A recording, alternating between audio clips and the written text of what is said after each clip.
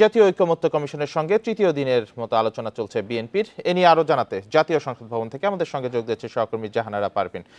আজ তৃতীয় দিনের মতো বিএনপির সাথে জাতীয় ঐকমত্য কমিশনের বৈঠক হচ্ছে। আজ কোন সংস্কার প্রস্তাবগুলো নিয়ে মূলত আলোচনা হতে পারে?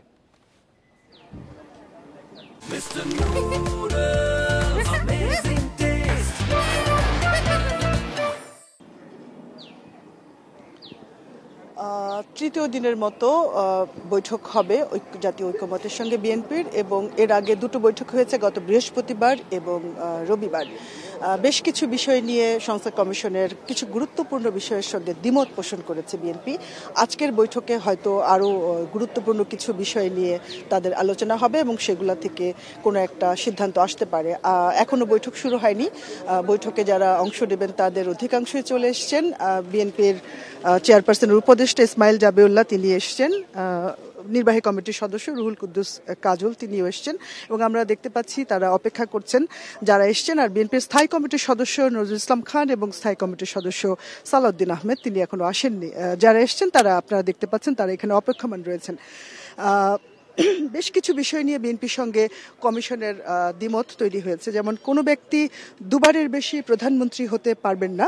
সংস্কার কমিশনের এমন প্রস্তাবের সঙ্গে একমত হয়নি বিএনপি। দলটি মনে করছে টানা দুবারের বেশি না পারলেও বিরতি দিয়ে কেউ প্রধানমন্ত্রী হতে চাইলে সে সুযোগ থাকতে হবে, এটা সংকুচিত করার যৌক্তিকতা নেই। একই সঙ্গে প্রধানমন্ত্রীর বিদ্যমান ক্ষমতা বহাল রেখে রাষ্ট্রপতির ক্ষমতা বৃদ্ধির সুপারিশে একমত হয়েছে বিএনপি।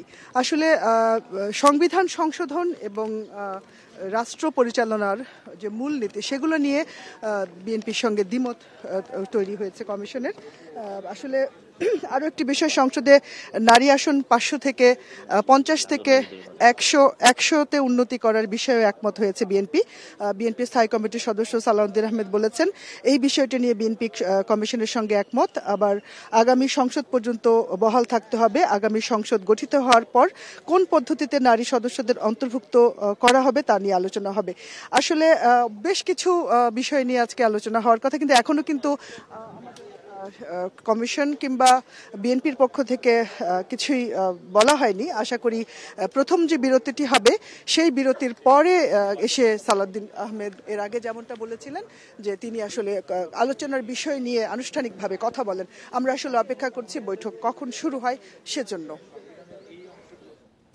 বিএনপি জাতীয় কমিশন বৈঠকের বিষয়ে জাতীয় সংসদ ভবন থেকে জানাচ্ছিলেন সহকর্মী জাহানারা পারভিন।